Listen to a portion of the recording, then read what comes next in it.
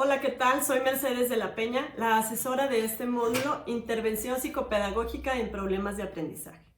En las actividades anteriores, ustedes estuvieron revisando los principales problemas de aprendizaje a los que nos enfrentamos en el aula o los más comunes que los alumnos presentan en el aula. Ahora hablaremos de los ajustes curriculares razonables. Los ajustes curriculares razonables, dependiendo de la bibliografía que estemos revisando, podemos encontrarlas también como adecuaciones curriculares. Es sinónimo, dependiendo del libro o del autor que estemos revisando, pueden encontrarlas con un nombre o con el otro.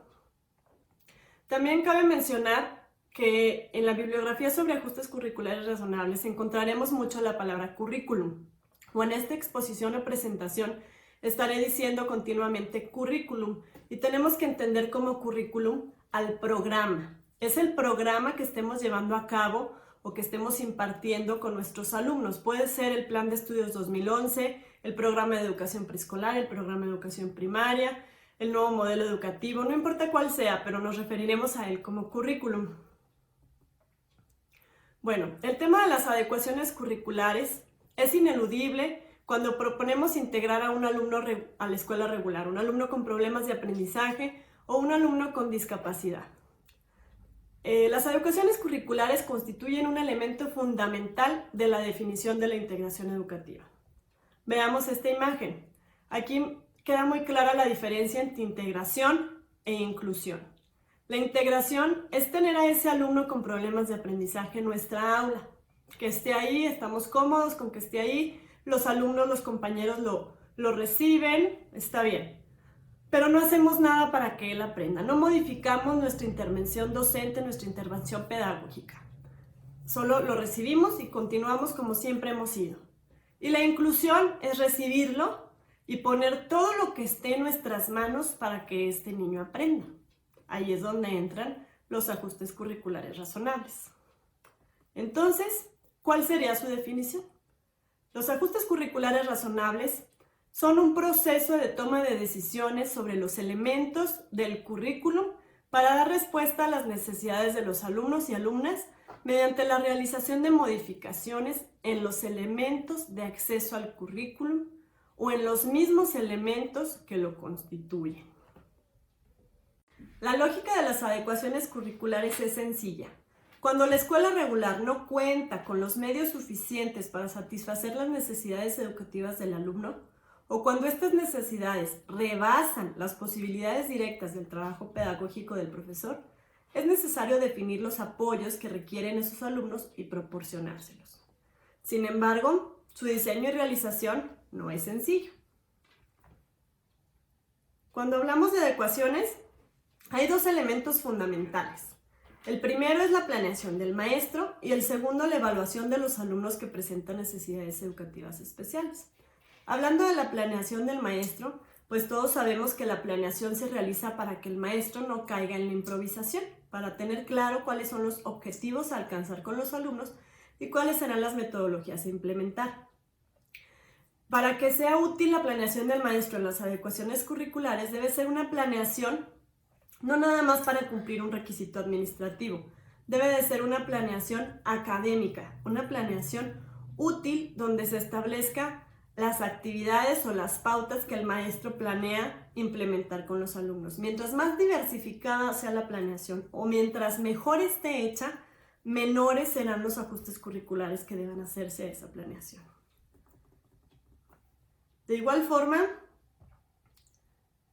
para realizar una adecuada planeación, el maestro debe conocer los planes y programas o el currículum vigentes o con los que esté trabajando, el conocimiento de las condiciones institucionales para el servicio educativo, es decir, los recursos y los apoyos con los que cuenta la escuela, y el conocimiento de las características y necesidades educativas del alumnado. Ahí está ya mencionado el punto número 2 de estos elementos fundamentales.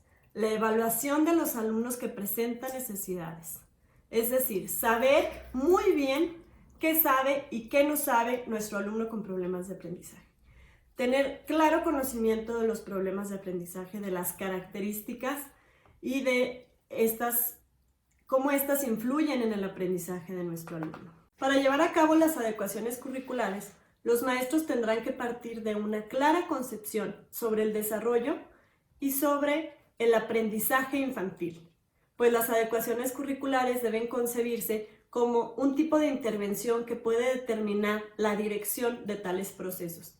De tal forma, la acción docente viene a ser el elemento esencial que influye más directamente sobre el desarrollo y el aprendizaje de todos los niños en el contexto escolar. Aquí lo vemos en esos engranes, el conocimiento del desarrollo del niño y del aprendizaje infantil. Y colocamos como en medio las adecuaciones curriculares. Al conocer estos dos elementos podremos hacer unas adecuadas modificaciones al currículum. Para realizar estas deben tomarse en cuenta la motivación del niño, los intereses, sus habilidades y sus necesidades, es decir, lo que puede hacer y lo que necesita poder hacer. ¿Qué se puede adecuar? Bueno, podemos adecuar las metodologías de enseñanza, las actividades de aprendizaje, la organización del espacio escolar, los materiales didácticos, los bloques de contenidos, los procedimientos de evaluación, los propósitos de cada grupo. Pero, ojo, también hay algo que no se puede modificar. Si nosotros modificamos los propósitos generales marcados en el plan y programa de cada nivel, entonces ya no estamos hablando de unas adecuaciones curriculares, ya estaremos hablando de un currículum paralelo. Las adecuaciones curriculares se pueden definir como la respuesta específica y adaptada a las necesidades educativas especiales de un alumno que no quedan cubiertas por el currículum común. Constituyen lo que podría llamarse también una propuesta curricular individualizada y su objetivo debe ser garantizar que se dé respuesta a las necesidades educativas que el alumno no comparte con su grupo. Existen dos tipos de adecuaciones: las adecuaciones de acceso al currículo y las adecuaciones en los elementos del currículo. Las adecuaciones de acceso, esto quiere decir qué necesita el alumno para lograr acercarse al currículum. Antes de abrir los libros, ¿qué necesita el alumno para poder estar en la escuela? ¿Sí? Consisten en las modificaciones o provisiones de recursos especiales que van a facilitar que los alumnos y alumnas puedan acceder a un currículum, ya sea ordinario o adaptado. Estas adecuaciones se encaminan a crear las condiciones físicas, por ejemplo, la sonoridad, la iluminación, la accesibilidad en los espacios y en el mobiliario de la escuela para que los alumnos especiales puedan utilizarles de la forma más autónoma posible. O también pueden encaminarse a conseguir que el alumno con necesidades educativas especiales alcance el mayor nivel posible de interacción y comunicación con las personas de la escuela.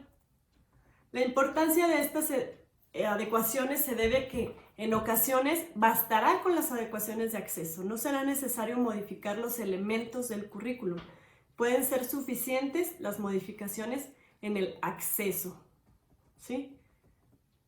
Entre las adecuaciones de acceso podemos distinguir relacionadas con las instalaciones de la escuela, por ejemplo, la colocación de rampas o barandales, señalizaciones en braille, barras en los sanitarios.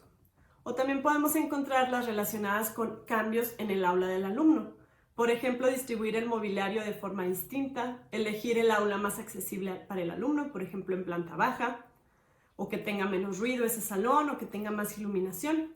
Se busca que estas adecuaciones permitan compensar las dificultades del alumno y promover su participación activa en la dinámica del trabajo. También existen las relacionadas con los apoyos técnicos o materiales específicos. Por ejemplo, la adaptación o adquisición de mobiliario para alumnos con discapacidad motora. Puede ser una silla específica que tenga algún tipo de sujetador, o puede ser una máquina Perkins, o regleta de braille, un auxiliar auditivo, unos lentes, ¿sí? Si bien las adecuaciones en las instalaciones de la escuela y en el aula están pensadas para apoyar directamente al alumno que así lo requiera, pues también benefician al resto de los alumnos. Otro tipo de adecuaciones son las adecuaciones a los elementos del currículum. Los elementos básicos del currículum son las competencias, los contenidos, las actividades, los métodos, la evaluación, los recursos, la temporalidad, el lugar de la intervención pedagógica. Se pueden hacer modificaciones a la metodología del maestro, a la forma de evaluar, a las actividades que se trabajan con los alumnos, a los contenidos o incluso a los propósitos, mientras no se modifiquen los propósitos generales del currículum. Por ejemplo, en la metodología de enseñanza se pueden hacer modificaciones en los agrupamientos. Tal o cual alumno no puede funcionar bien en binas o no puede trabajar en equipo porque se distrae. O al contrario, a tal alumno le favorece que le sentemos al lado al alumno de alto funcionamiento para que trabajen como tutores.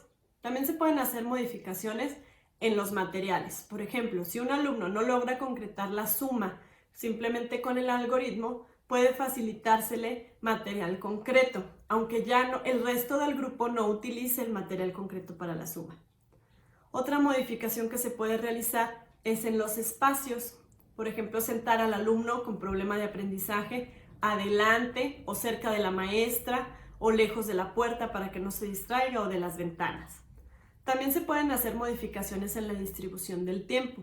Puede ser que nuestro alumno con problema de aprendizaje no vaya a alcanzar a terminar la actividad de matemáticas antes de la clase de educación física. Entonces, tomamos un tiempo de la clase de educación física para que el alumno termine la actividad.